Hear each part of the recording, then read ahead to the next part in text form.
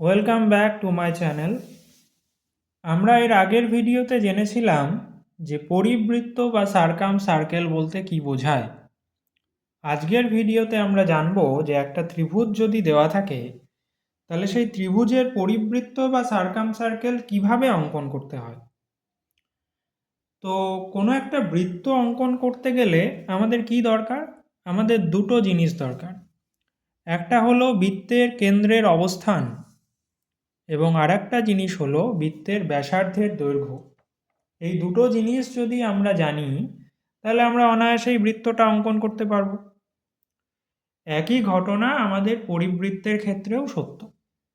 একটা ত্রিভুজ যদি দেওয়া থাকে এবং তার পরিবৃত্ত যদি অঙ্কন করতে হয় তাহলে আমাদেরকে সবার প্রথমে খুঁজে বার করতে হবে যে পরিবৃত্তের কেন্দ্র অর্থাৎ পরিকেন্দ্রের অবস্থান এবং পরিবৃত্তের ব্যাসার্ধ বা পরিব্যাসার্ধ, এই দুটো জিনিস যদি আমরা বার করতে পারি তাহলেই আমরা ত্রিভুজটার পরিবৃত্ত বা সার্কেল অঙ্কন করতে পারবো। তাহলে এখন দেখা যাক একটা ত্রিভুজ যদি দেওয়া থাকে তাহলে তার পরিকেন্দ্রের অবস্থান আমরা কিভাবে বার করব এবং পরিব্যাসার্ধটাই বা কিভাবে জানব। তাহলে দেখো আমাদের কাছে একটা ত্রিভুজ দেওয়া আছে। ত্রিভুজটা ধরো ABC।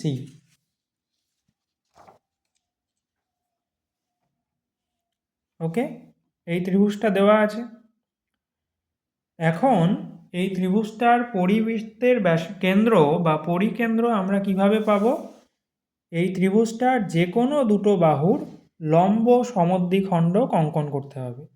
অর্থাৎ এখানে দেখো আমরা AB বাহু এবং BC বাহু, এই দুটো বাহুর আমরা লম্ব সমদ্বিখণ্ডক অঙ্কন করেছি এবং এই লম্ব সমদ্বিখণ্ডক দুটো, এই একটা আর এই একটা, এই লম্ব সমদ্বিখণ্ডক দুটো পরস্পরকে ও বিন্দুতে ছেদ করেছে।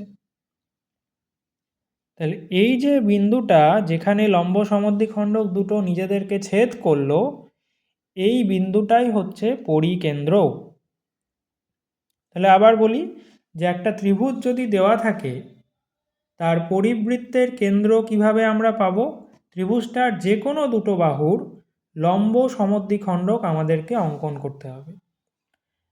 লম্ব সমদ্বিখণ্ডক দুটো পরস্পরকে যে বিন্দুতে ছেদ করবে সেই বিন্দুটাই হলো পরিকেন্দ্রের অবস্থান। ওকে, লম্ব সমদ্বিখণ্ডক নিশ্চয়ই তোমরা জানো। লম্ব সমদ্বিখণ্ডক মানে এই যে বিসি বাহুটার লম্ব সমদ্বিখণ্ডক মানে হচ্ছে এই সরল রেখাটা বিসি বাহুকে সমান দুটো খণ্ডে ভাগ করেছে এবং এই সরল রেখাটা বিসি বাহুর ওপর লম্বভাবে অবস্থান করছে, অর্থাৎ এই কোণটার মান হচ্ছে 90°। সিমিলারলি এই রেখাটা এবি বাহুকে সমান দুটো খণ্ডে ভাগ করেছে এবং এই রেখাটা এবি বাহুর উপর লম্বভাবে অবস্থান করছে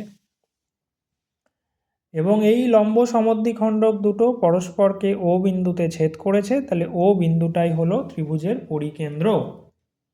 এবার পরিব্যাসার্ধ আমরা কিভাবে পাবো? পরিব্যাসার্ধ কিভাবে পাবো তার জন্য আমাদেরকে কি করতে হবে? পরিকেন্দ্রের উপরে আমরা কম্পাসটাকে বসালাম এবং কম্পাসের মাথাটা আমরা ত্রিভুজের যে কোনো একটা শীর্ষবিন্দুর ওপরে বসাবো। তাহলে আমরা যে মাপটা পাবো সেই মাপটাই হচ্ছে পরিব্যাসার্ধ। ওকে, তাহলে ও বিন্দুতে আমরা বসাবো এবার। তাহলে আমরা এখন কেন্দ্রও পেয়ে গেছি, বৃত্তের ব্যাসার্ধও পেয়ে গেছি। তাহলে বৃত্তটা অঙ্কন করা যাক।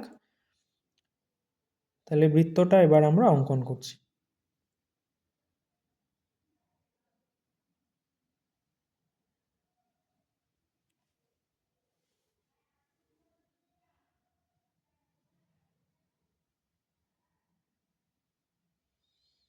তাহলে দেখো আমরা যে বৃত্তটা অঙ্কন করলাম সেই বৃত্তটা ত্রিভুজের তিনটে শীর্ষবিন্দুর ওপর দিয়েই গেল। তাহলে এই বৃত্তটাকে আমরা ত্রিভুজটার পরিবৃত্ত বা সার্কেল বলতে পারি। তাহলে এইভাবে আমরা ত্রিভুজের পরিবৃত্ত বা সার্কেল অঙ্কন করব। তাহলে আমরা কিছু এক্সাম্পল দেখি। ওকে, আমাদের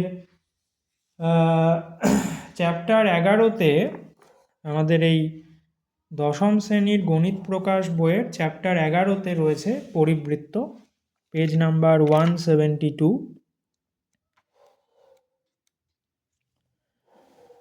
এখান থেকে তাহলে চলো কিছু এক্সারসাইজের অঙ্ক করা যাক।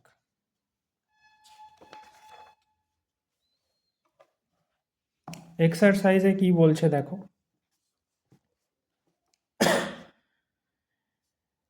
এক্সারসাইজে বলছে যে একটা সমবাহু ত্রিভুজ যার প্রতিটা বাহুর দৈর্ঘ্য 6 সেন্টিমিটার, তার পরিবৃত্ত অঙ্কন করতে হবে, পরিকেন্দ্রের অবস্থান চিহ্নিত করতে হবে এবং পরিব্যাসার্ধের দৈর্ঘ্য পরিমাপ করতে হবে।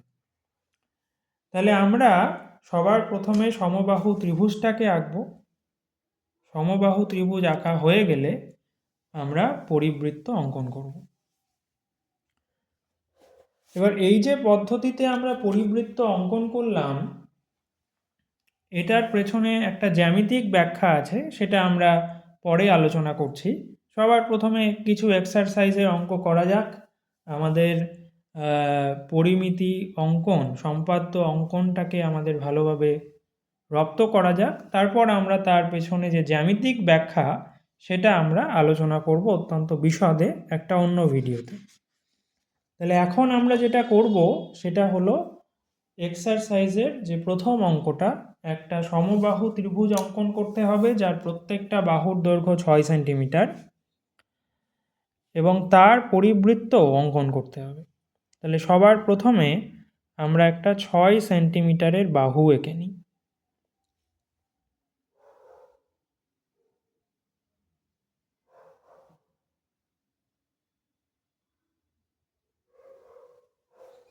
ওকে, এটা হচ্ছে একটা 6 সেন্টিমিটারের বাহু। এইবার আমাদেরকে একটা সমবাহু ত্রিভুজ অঙ্কন করতে হবে।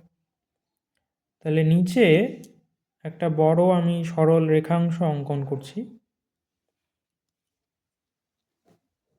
এবার এই 6 সেন্টিমিটারের মাপটা আমি নেব।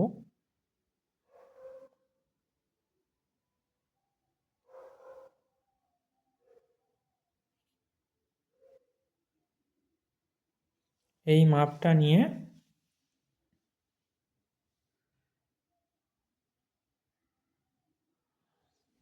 আমি এই সরল রেখাটার একটা কোণায় বসালাম, দিয়ে এখানে কেটে দিলাম।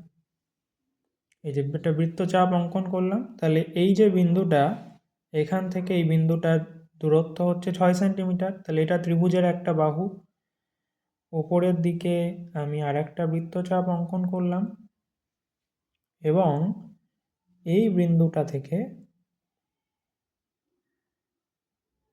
আমি আর একটা বৃত্তচাপ অঙ্কন করলাম। তাহলে এই বৃত্তচাপ দুটো পরস্পরকে যে বিন্দুতে ছেদ করলো, ওটা ত্রিভুজের আরেকটি শীর্ষবিন্দু, রাইট? তাহলে এইবার ত্রিভুজের বাকি শীর্ষবিন্দুগুলোর সাথে ওই বিন্দুটাকে আমরা যুক্ত করে দেব।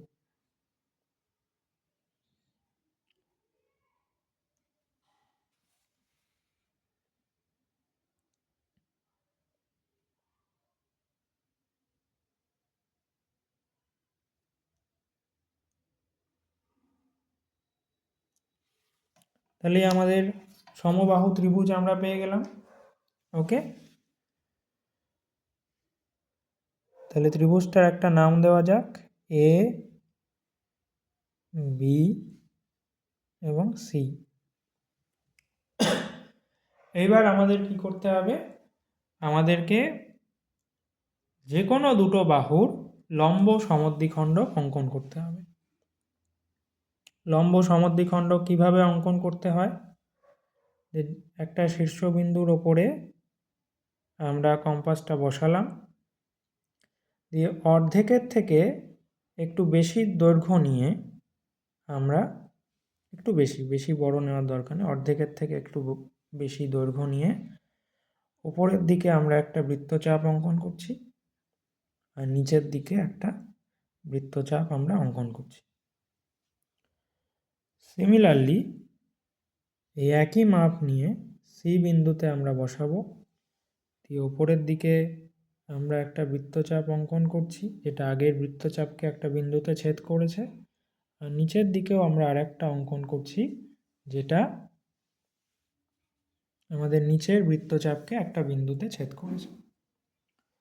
এইবার এই যে ছেদ বিন্দু দুটো, এই বিন্দু দুটোকে আমরা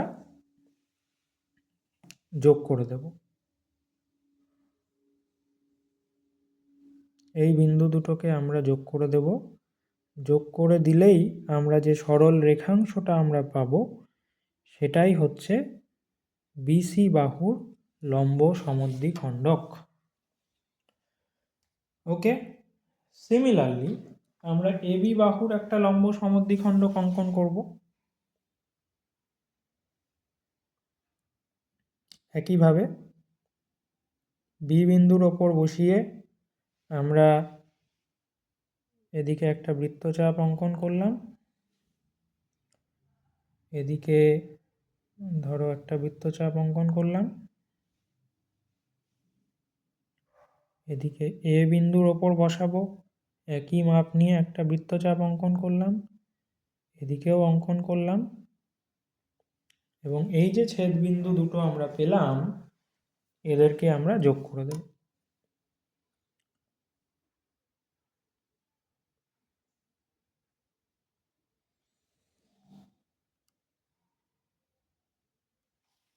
তাহলে এ বি বাহুটারও আমরা লম্ব সমদ্বিখণ্ডক পেয়ে গেলাম, বিসি বাহুটা অলরেডি আমরা পেয়ে গেছি, এবং এই দুটো লম্ব সমদ্বিখণ্ডক পরস্পরকে এই বিন্দুতে ছেদ করছে। এই বিন্দুটার নাম দিলাম ও বিন্দু। তাহলে আমরা পরিকেন্দ্রের অবস্থান পেয়ে গেলাম। এবার পরিব্যাসার্ধ কিভাবে পাবো? পরিকেন্দ্রের উপরে আমরা কম্পাসটাকে বসালাম, আর কম্পাসের অন্য দিকটা ত্রিভুজের যে কোনো একটা শীর্ষবিন্দুর ওপরে বসাও, বসিয়ে একটা বৃত্ত অঙ্কন করো।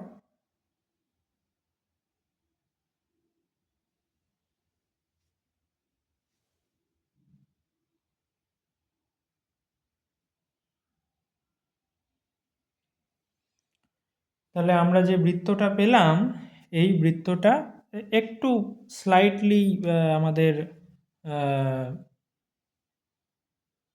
হতে পারে যে স্লাইটলি কোথাও একটু মিস্টেক হয়েছে, সামান্য একটু মিস্টেক হলে বৃত্তটা একটু সরে যাবে।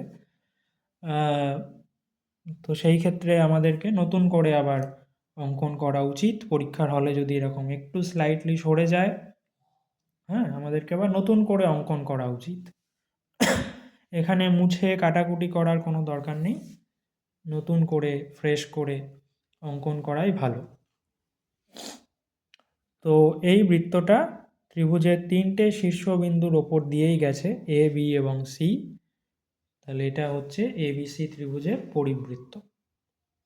ওকে, তো আমরা বাকি অনুশীলনীতে যে অঙ্কগুলো আছে সেগুলো সব সমাধান করব এর পরের ভিডিওতে, এবং আমরা তারপর গিয়ে আমরা আলোচনা করব যে এই যে পদ্ধতিতে আমরা পরিবৃত্তটা অঙ্কন করলাম, এর জ্যামিতিক তাৎপর্য কী, কেন আমরা লম্ব সমদ্বিখণ্ডকের ছেদবিন্দুটাকেই সবসময় পরিকেন্দ্র বলবো,